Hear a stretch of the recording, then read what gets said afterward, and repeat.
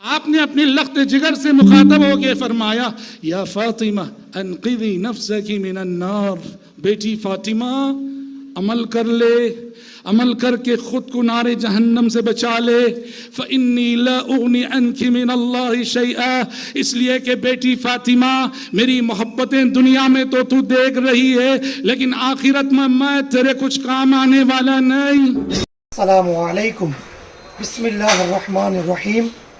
دوستوں اور ساتھیوں، جو لوگ وہابی فکر سے وابستہ ہیں یا وہابی فکر رکھتے ہیں، ان کے نظریے میں یہ بات شامل ہے، ان کی کتابوں سے بھی شامل ہے، ان کے بیانات سے بھی بات واضح ہے کہ وہ محبوبان خدا، اللہ کے محبوب بندوں کی شفاعت، ان کے فیض کے منکر ہوتے ہیں۔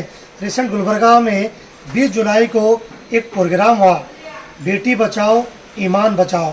اس میں ایک شیخ صاحب نے جو بات کہی ہے، خود بھی آپ اس کو سن لیجیے۔ بیٹی فاطمہ عمل کر لے، عمل کر کے خود کو نار جہنم سے بچا لے۔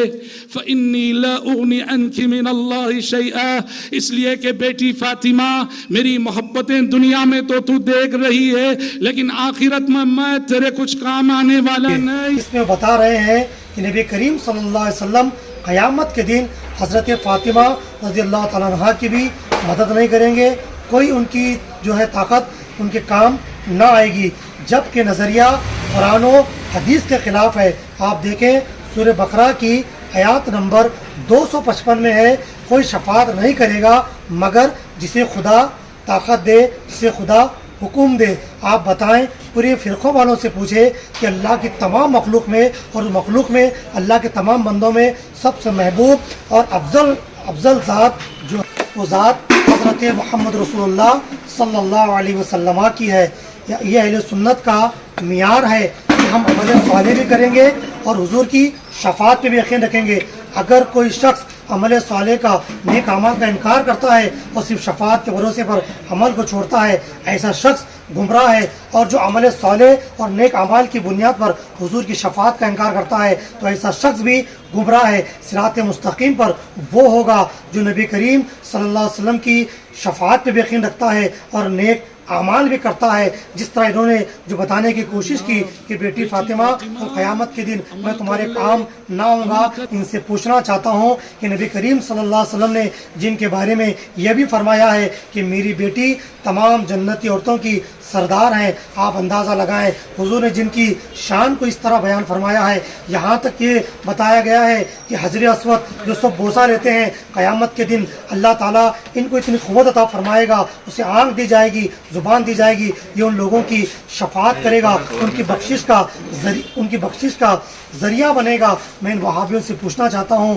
کہ جس طرح تم نبی کریم صلی اللہ علیہ وسلم کی شفاعت کا انکار کر رہے ہو، یہ تمہارا عقیدہ، یہ تمہارا نظریہ، یہ تمہاری فکر بالکل قرآن و حدیث کے خلاف ہے۔ یہاں تک حدیث پاک میں ہے جو نومولود بچے پیدا ہوتے گزر جاتے ہیں، قیامت کے دن یہ بھی اپنے ماں باپ کی شفاعت کا سبب بنیں گے۔ میں وہابی سے کہوں گا اپنی زبان کو ذرا لگام دے۔ آج تمہیں کہتے ہو کہ بیٹی بچاؤ ایمان بچاؤ، اور نبی پاک صلی اللہ علیہ وسلم کی بیٹی کے بارے میں یہ کہتے ہیں کہ وہ نبی پاک صلی اللہ علیہ وسلم جہنم سے اپنی بیٹی کو نہیں بچائیں گے۔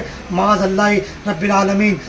حضور کی شفاعت پر یقین رکھو، ہم نیک اعمال کریں گے، صدقات، خیرات، حسنات جو کرنا کریں گے، لیکن ہمیں یقین نہیں ہے کہ ہمارے اعمال قبول ہیں یا نہیں ہے، لیکن حضور کی شفاعت یقیناً اللہ کی بارگاہ میں قبول کی جائے گی اور حضور پوری امت کی شفاعت کریں گے۔ اس لیے میرے امام فرماتے ہیں شفاعت کرے حشر میں جو رضا کی، سوا تیرے کس کو یہ قدرت ملی ہے۔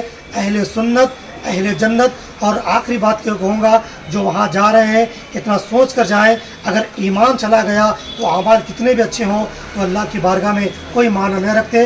ایمان کے ساتھ عمل ہو تو وہی اعمال خدا کی بارگاہ میں کام آئیں گے۔ اللہ تعالی ہم سب کو اسلام پر سواد اعظم اہل سنت پر قائم رکھے۔